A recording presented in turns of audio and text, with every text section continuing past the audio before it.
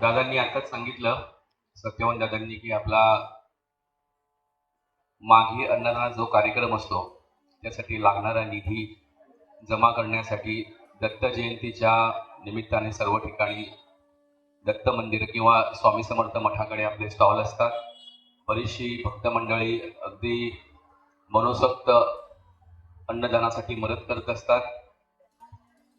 त्यामध्ये फुल ना फुलाची पाकळी जर आर्थिक दृष्ट्या नाही तर शारीरिक का होईना आपण सर्वांनी त्यामध्ये सहभागी व्हावं ही सर्वप्रथम विनंती. यानंतर थोडंसं बोलूया भाऊंविषयी. जेव्हा जेव्हा मला भाऊंविषयी बोलण्याची संधी मिळते किंवा बोलावंसं वाटते, सर्वप्रथम माझ्यासमोर एक चित्र उभं राहते. ते म्हणजे गोकुळामध्ये सर्वांमध्ये उभा राहून सर्वांना आपल्या मुरलीने मोहित करून टाकणारा कृष्ण. कारण भाऊंच्या आणि कृष्णाच्या जीवनामध्ये खूपच साम्य पाहायला मिळते. जर आपण बारीक दृष्टीने पाहिलं, फक्त कृष्ण आणि भाऊ महाराज यांचं जे रूप आहे हे वेगवेगळं आहे, परंतु जर गुण पाहिले तर किंचितसाही फरक त्यामध्ये दिसत नाही. म्हणून जेव्हा जेव्हा भाऊ महाराजांविषयी काय बोलायचं आहे तर असं वाटते की आपल्याला कृष्णाविषयीच काहीतरी बोलायचं आहे, म्हणजे कृष्ण चरित्रावरच आपल्याला बोलायचं आहे. कारण बघा, कृष्ण ह्या नावातच आकर्षण दडलेलं आहे. कृष्ण म्हणजे आकर्षण, जो आकर्षित करतो तो कृष्ण आहे.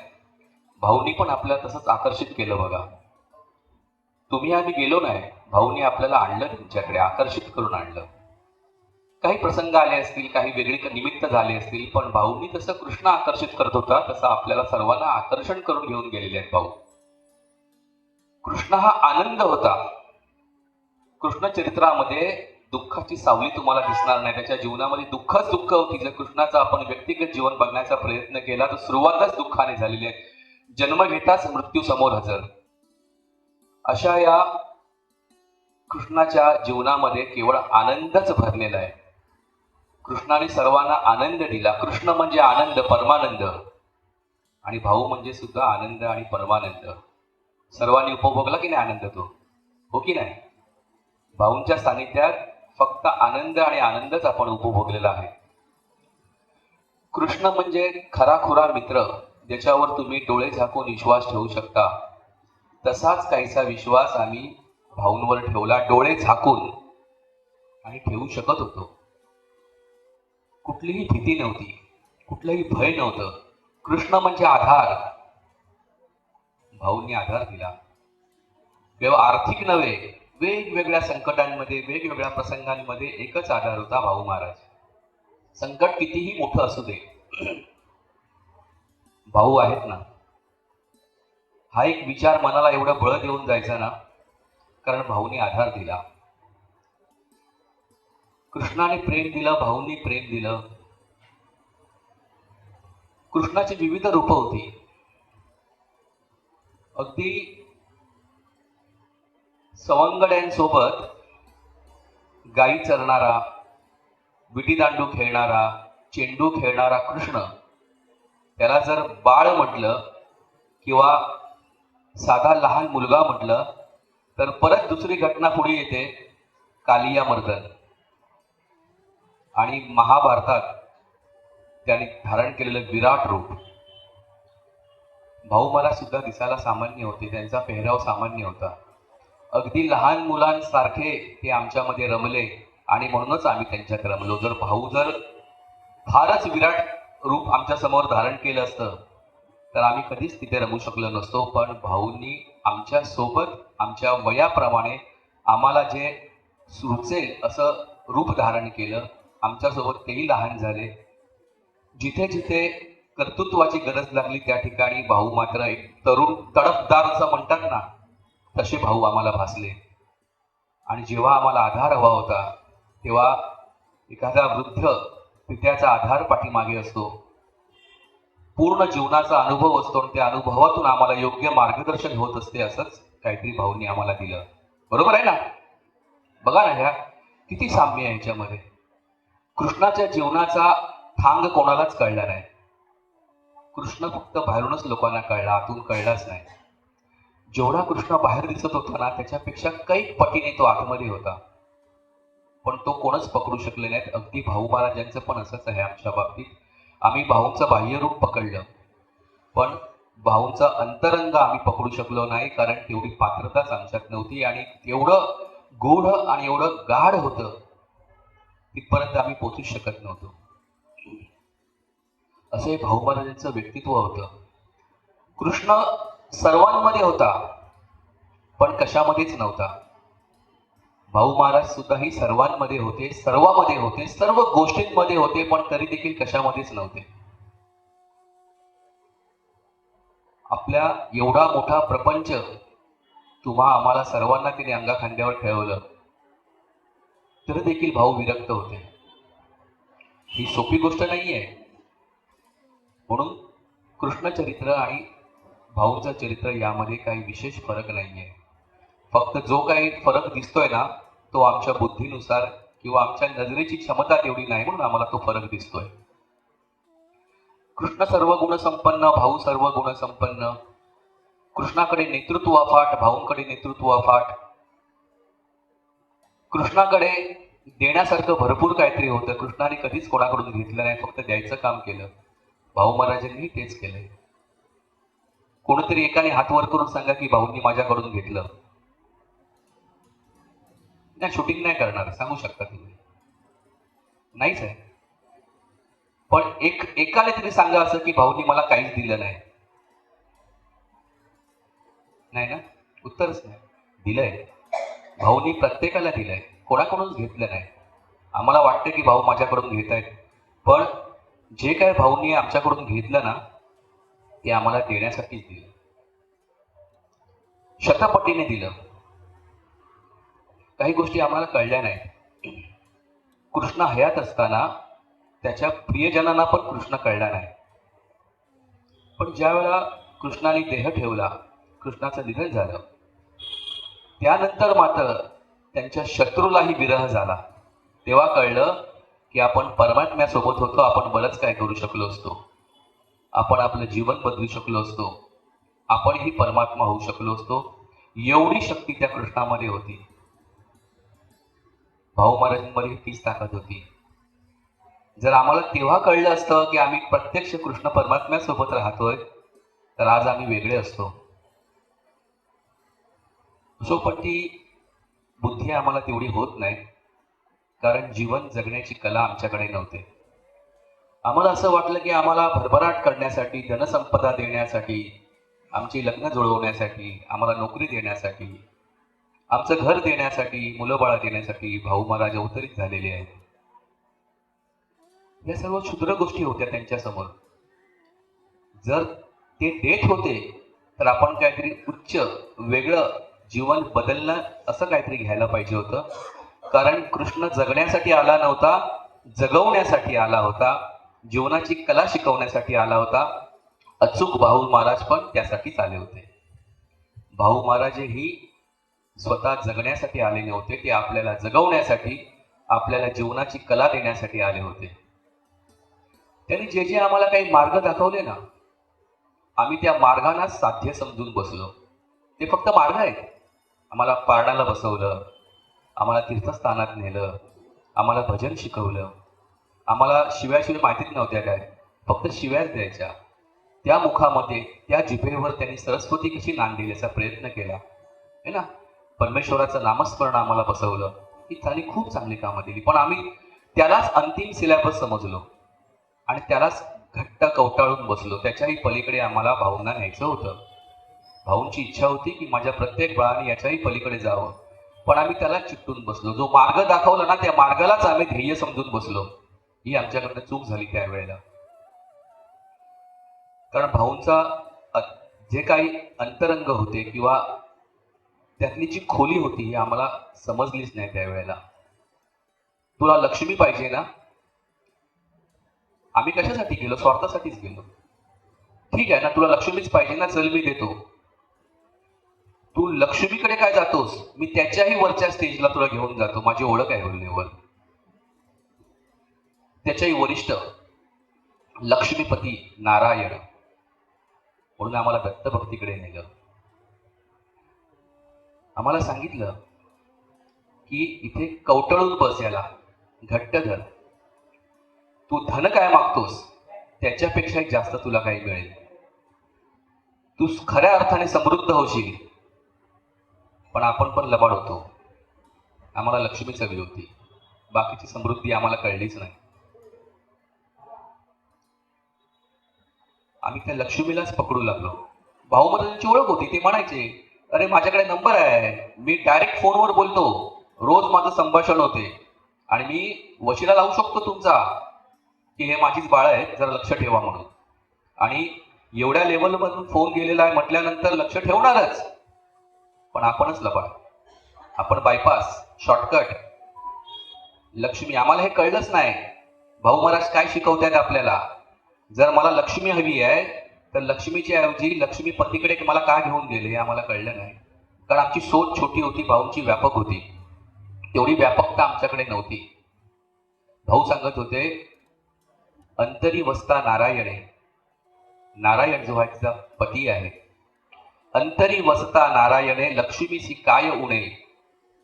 ज्याची लक्ष्मी तो आपणे बळकटीची धरावा. ज्याची लक्ष्मी आहे ना त्यालाच तुम्ही वश केलं तर लक्ष्मी तुमच्या घरी पाणी भरेल. पण आपण काय करतोय, शॉर्टकट घेऊन लक्ष्मीलाच बोलवतोय. हे बघ तुला मी लाल असे जिलेबी ठेवलेली आहे आणि त्याच्या बाजूला आम्ही तुझी व्रत करतोय. भाऊंना काही व्रत मंजूर नव्हती. जी मूळ व्रत जी आहेत आपल्या धर्मग्रंथातून आलेली आहेत, फार पुराणातून आलेली आहेत, अशी काही व्रत भाऊने आपल्याला जरूर शिकवली. पण जी फॅशन म्हणून जी आता नवीन व्रत निघाली ना ती भाऊंनी कधीच आम्हाला सांगितली नाही. तरी आम्ही ती करतो. का? आम्हाला ते नकोय, लक्ष्मीपती नकोय, आम्हाला लक्ष्मी हवी आहे.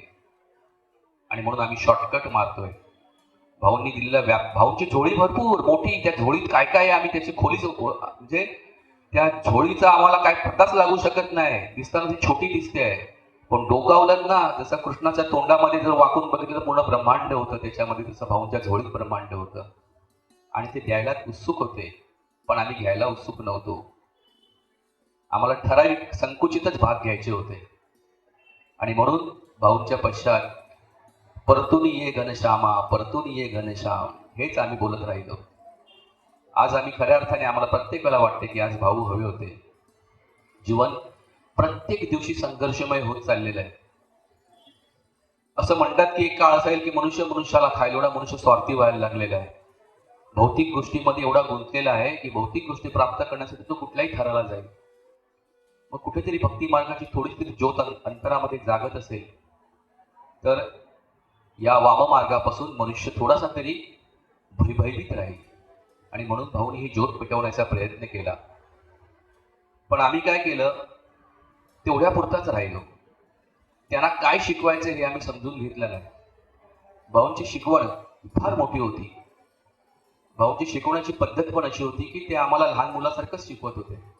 मोठा सिलेबस आमच्या डोईजड झाला असता म्हणून भाऊनी आम्हाला तो सिलेबस छोटा दिला. बघा, भाऊ नेहमी सांगत, जेव्हा एकांतामध्ये भाऊ कधी गप्पा मारायला बसले तर काही गोष्टींचा खूप असं वेगळंच काहीतरी ज्ञान त्यावेळेला मिळायचं. की हे जे अस्तित्व आहे ना, हे अस्तित्व प्रचंड आहे, विराट आहे. या अस्तित्वाला तुम्ही वेड समजू नका. परमेश्वर हे अस्तित्व म्हणजेच हे परमेश्वर आहे. तुम्ही ज्याला एका रूपामध्ये बघता ना त्याच्या पलीकडे तुम्ही बघू शकत नाही, म्हणून तुम्हाला तो त्या रूपामध्ये दिसतोय. पण असे अनंत ब्रह्मांड हरून सुद्धा जो व्यापलेला आहे तो परमेश्वर आहे. आणि तेच हे अस्तित्व आहे. आणि अस्तित्व तुम्हाला देण्यासाठी बसलेलं आहे. आता बऱ्याच वेळेला तुम्ही जर ना युट्यूब पाहिलं तर युट्यूबवर बरेचसे काहीतरी असे विद्वान मंडळी आहेत की जे लॉ ऑफ अट्रॅक्शन वर गोष्टी करतात. म्हणजे लॉ ऑफ अट्रॅक्शन म्हणजे आपण अस्तित्वाकडे जे मागू तेच आपल्याला मिळते. खरं तर कृष्णाने हे उपनिषदांच्या आधीही सांगितलेलं आहे की जसा तुमचा भाव असेल, यत भावेति तत् भवति. जसा तुमचा भाव असेल तसंच तुम्हाला प्राप्त होईल. कारण आपण एक ऊर्जा आहोत. जरी आपला देह दिसत असला तरी या देह एक ऊर्जा आहे, एक चेतना आहे. भाऊ महाराज नेहमी सांगायचे की तुम्ही जसा विचार कराल ना तेच तरंग तुमच्या अवतीभोवती वर्तुळ निर्माण करतील आणि मग तुम्ही कुठेही जा ते वर्तुळ तुमच्या सोबतच येणार. ज्या चष्म्यातून तुम्ही बघाल ना तसंच तुम्हाला जग दिसणार. अस्तित्व हे वेग स्वतःचा रंग कधीही बदलत नाही, ते त्याच रंगाचं असते. तुम्हाला वेगळं दिसतंय कारण तुम्ही चष्मा वेगळा धारण केलाय. तुम्ही तो चष्मा काढा, मग तुम्हाला अस्तित्व स्वच्छ पाण्याप्रमाणे दिसायला येणार. हे भाऊ नेहमी सांगायचे. ज्या वेळेला आपण काही विशिष्ट विचार करतो त्या विचारांचं वलय आपल्या भोवती, ती ऊर्जा ब्रह्मांडामध्ये, या अस्तित्वामध्ये अनंत अशा तरंग लहरी आहेत. बघा, आपण गणपतीला पूजण्यासाठी लाल फूल वाहतो. कशाला वाहतो? त्या रंगाला विशिष्ट ज्या काही तरंग आहेत अस्तित्वामध्ये, गणेश प्रतीक जी आहेत त्या रंगाला आकर्षित करतात, आकर्षित होतात आणि आपल्याकडे येतात. शिवाला आम्ही बेल वाहतो. हेतू काय आहे? शिवाला बेल प्रिय आहे म्हणजे काय? हा असा पदार्थ आहे, याची ऊर्जा अशी आहे की ती समऊर्जेला आकर्षित करते. म्हणजे या अस्तित्वामध्ये असलेली शिवप्रतीक आहेत त्याला तुमच्या समोर खेचून आणण्याची ताकद त्या बेलपत्रामध्ये आहे, म्हणून त्याला बेल वाहत असतो आपण. मग आपले विचार सुद्धा एक ऊर्जा आहे. जेव्हा आम्ही एक विचार करतो तेव्हा त्याच प्रकारच्या अस्तित्वातल्या ऊर्जेला आम्ही आकर्षित करतो. म्हणजे जर आम्ही दुःख सदैव आकर्षित केलं, जर सदैव आम्ही दुःखाचा विचार केला तर आमच्या भोवती एक दुःखाचं वलय निर्माण होते आणि ते वलयच आम्ही घेऊन फिरत असतो आणि मग सगळीकडे जग आम्हाला दुःखी दिसते. पण जर आम्ही आमचं विचार बदलले, जर आम्ही आनंदाचे आणि सुखाचे विचार केले तर आमच्या भोवती निर्माण होणारी वलय सुद्धा सुखाचीच निर्माण होतात. अर्थात जिथे जिथे आम्ही जाऊ तिथे तिथे आम्हाला सुखच दिसायला लागते, कारण आम्ही या अखंड अस्तित्वातून सुखाचीच फक्त प्रतीकं आकर्षित केलेली असतात. जसं रेडिओवर आपण विशिष्ट चॅनल लावलं की त्याच चॅनलची तरंग लहरी आपल्या त्या मशीनमध्ये आकर्षित होतात आणि त्याचा आपण गाणी ऐकत असतो, तो कार्यक्रम आपण पाहतो. सामान्य नियम आहेत. अध्यात्म आणि सायन्स हे काही वेगळं नाही आहे. भाऊंनी आम्हाला लक्षात ठेवलं पाहिजे की भाऊंनी कधीही अध्यात्म आणि सायन्स या दोघांमध्ये भेद केला नाहीये. अध्यात्म हा एक वेगळा भाग आहे आणि सायन्स एक वेगळा भाग आहे अशी बरीच लोक म्हणतात. तसं नाहीये.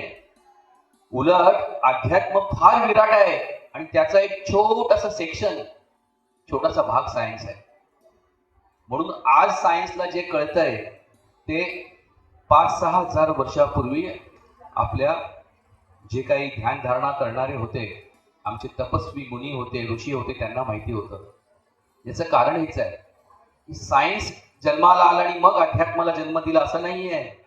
आपल्या अध्यात्माने सायन्सला जन्म दिलेला आहे. सायन्स हा त्यातला एक छोटासा भाग आहे. भाऊ महाराज नेहमी सांगायचे की दैवापेक्षाही देवश्रेष्ठ. आम्हाला ते कळलं. आम्ही देवाच्या मागे हात धुवून लागलो. पण पुढे परत ते म्हणाले की प्रयत्ने देव होई संतुष्ट. जर तुमच्याकडे प्रयत्न असेल तरच तो संतुष्ट होईल आणि तो एकदा का संतुष्ट झाला तर तुम्हाला तुमच्या दैवाचा सुद्धा भय नाही. कृष्ण चरित्रामध्ये, महाभारतामध्ये नमूद आहे, कृष्ण हा परमात्मा आहे. त्याला सगळं कळतंय, मागचं कळतंय, पुढचं कळतंय आणि पूर्ण सगळ्या ब्रह्मांडातलं कळतंय. ज्या दिवशी अभिमन्यूचा वध होणार आहे, तुम्ही वाचलं असेल, अभिमन्यूचा ज्या दिवशी वध झाला, आपल्या भाषेमध्ये थोडक्यात तो मर्डर होता. त्याला खूप क्रूर पद्धतीने मारलं, म्हणजे त्याचे तुकडे गोळा करावे लागले, अनेकांनी मिळून मारलं. त्या दिवशी तिथे अर्जुनही उपस्थित नव्हता आणि कृष्णही उपस्थित नव्हता. हा प्रश्न आम्हाला निर्माण झाला पाहिजे की जो सर्व ज्ञान ठेवतोय, ज्याला या सृष्टीतला अंधारात काय चाललेलं आहे आणि उजेडात काय चाललंय सगळं माहिती आहे, त्याला हे माहित नव्हतं की उद्या अभिमन्यूला मारणार आहेत. मग तो कुठे होता? द्रौपदीचं वस्त्रहरण होताना तो धावत आला आणि तिला वस्त्र पुरवलं. पांडवांवर संकट आलं, दुर्वासऋषींचा शाप देणार, तेव्हा धावत आला आणि त्यांना सहाय्य केलेलं आहे. मग अशा या विष्णूच्या अवताराला माहिती नाही की उद्या काय होणार आहे? माहिती होतं. कृष्णाने इथे आम्हाला शिकवलेलं आहे की मी सगळ्यामध्ये आहे पण मी कशात नाहीये. तुमचे जे कर्म आहेत, तुमचे जे काही प्रारब्ध आहे ते तुमच्या कर्मातून निर्माण झालेले आहे. मी तुमच्या सोबत उभा आहे त्याची धग कमी करण्यासाठी. आणि तुम्ही म्हणाल ते बदलून ते मिळणार नाही कोणालाच. भाऊ महाराजांची सुद्धा ती शिकवण होती. तुम्ही माझ्याकडे फुकटचं काहीतरी बदलून घ्यायला आपले पाय मिळाले म्हणून माझ्या पायावर पडू नका. मी दाखवलेल्या मार्गावर चला, तुमचा प्रारब्ध बदलेल. हेच भाऊनी शिकवलं. कृष्णाला माहिती होतं, पण कृष्ण त्याच्या मध्यस्थी गेला नाही, कारण ते त्याचा भोग होता. त्याला त्याचा मृत्यू तसाच होता. पण त्या मृत्यूनंतर मात्र मी माझ्या मांडीवर त्याला बसवेन असं त्यांनी कृष्णाने वचन दिलं की बघतो त्याच्या भोगातून मुक्त झाला. आता मी ढवळाढवळ केलेली नाही. जर मी ते ढवळाढवळ केली असती तर पुढच्या जन्मी त्याला परत ते भोगावं लागलं असतं. साई चरित्र सुद्धा हेच सांगते. आपण वाचतो नित्य गुरुचरित्र पण हेच सांगते. स्वामींनी सांगितलं ह्या जन्मात तुला मूल नाही आहे. त्या बाईला सांगितलं, स्वामींच्या पाया पडली. स्वामींना इतकं तिने पछाडलं की शेवटी स्वामी दयाळू आहे, भक्तवत्सल्य आहे. बरोबर ना? मग त्यांनी सांगितलं ठीक आहे चल, या जन्मात तुला मूल होईल, पण लक्षात घे पुढच्या जन्मात तुला वांज राहावं लागेल. या जन्मात तुला मूल स्वामीने दिलं हे आम्ही लक्षात ठेवलं, पण पुढचं पण लक्षात ठेवलं पाहिजे की पुढच्या जन्मी तुला वांज राहावं लागेल. ह्या अस्तित्व काही वेगळं देत नाही. इकडचं तिकडे ऍडजस्टमेंट होते फक्त. मग ती ऍडजस्टमेंट आम्हाला नको. आम्हाला यातून मुक्त करा आणि असं जीवन द्या की आम्हीच परमात्मा होऊन जाऊ. हे जीवन देण्यासाठी भाऊ महाराज आले होते. ही जगण्याची कला शिकवण्यासाठी भाऊ महाराज आले होते. पण आम्ही चिंध्या मागायची कामं केली. साईबाबा म्हणायचे नाही मी तुम्हाला काय द्यायला आलो आणि तुम्ही चिंध्या मागितल्या माझ्याकडे. तसं भाऊंच्या झोळीमध्ये भरपूर काय होतं, चिंध्या पण होत्या. ते बोले ठीक आहे तुमची मर्जी, तुम्हाला चिंध्या पाहिजे तुम्ही चिंध्या घ्या. असं झालं. म्हणून भाऊ महाराजांचं चरित्र आहे पुन्हा आपण नीट अभ्यासलं पाहिजे. भाऊ महाराजांचं जीवनपट आपण नीट अभ्यासला पाहिजे. आणि आपण सदैव लक्षात ठेवलं पाहिजे की भाऊ आणि कृष्ण कोणीही वेगळे नव्हते. भाऊंना कृष्ण म्हणण्याचं कारण असं आहे की भाऊ केवळ कृष्ण भक्त होते असा भाग नाहीये. भाऊच कृष्ण होते, कारण भाऊ पूर्ण कृष्ण जीवन जगले होते. कृष्णाचे सगळे पैलू भाऊंमध्ये उतरले होते, कारण भाऊ पूर्णतः कृष्णासारखं जीवन जगले होते. नीट विचार करा. आणि आमचंही कुठल्या जन्माचं भाग्य होतं की आम्हाला पुन्हा त्या कृष्ण परमात्म्यासोबतचा संघ मिळाला होता. बरोबर ना? किती मोठं भाग्य. राहिलीस ना भाऊंसोबत, बोललेली आहेस ना भाऊंसोबत. बरोबर? आपण बरीच मंडळी राहिलेली आहेत. काय तो सुगंधी वातावरण होतं. भाऊनी फक्त आनंदच पेरला. दुःख कोणाला पेरलं सांग ना? कोणाला दुःख दिलं? कोणाला दुखावलं पण नाही. जर समजा कधी रागाने भाऊ काय बोलून गेले तर कधी त्याची माफी मागतो आणि त्याला समजावून सांगतो. असं भाऊना त्याची उत्सुकता हे म्हणजे घाई असायची. भाऊनी कधी कोणाची असूया केली नाही. पण आम्हाला भाऊ कळले नाही. भाऊ स्वतःमध्ये फार विराट होते, पण भाऊचा छोटासा एक भाऊचा कण पण आम्हाला समजला नाही. भाऊंची व्याप्ती आम्हाला तेव्हाच कळू शकेल जेव्हा आम्ही भाऊंची शिकवण समजून घेऊ शकू. बऱ्याच वेळेला आम्ही तुम्हाला म्हणतो ना की आपण त्यांनी दाखवलेला मार्ग असतो ना त्यालाच आपण ध्येय समजतो. त्या मार्गावरून आपल्याला पुढे जायचंय, ध्येय पुढे आहे, ते आम्हाला प्राप्त करायचंय. ते माध्यम आहे. ते माध्यम आम्ही सोडता कामा नये आणि त्या मार्गावरून आपण चाललं तर ध्येय आपल्याला निश्चितच मिळणार. खूप काही भाऊंबद्दल बोलू शकतो, वेळेचं आपल्याकडे बंधन आहे. थोडं थोडं आपण जशी संधी मिळेल आपण बोलत जाऊ. मी या ठिकाणी थांबतो. निश्चितच सगळ्यांना भाऊंच्या स्मरणाने आनंद झाला असेल अशी मी आशा करतो. धन्यवाद. अवधूत चिंतन श्री गुरुदेव दत्त. सद्गुरु श्री भाऊ महाराज की जय. भालचंद्र महाराज की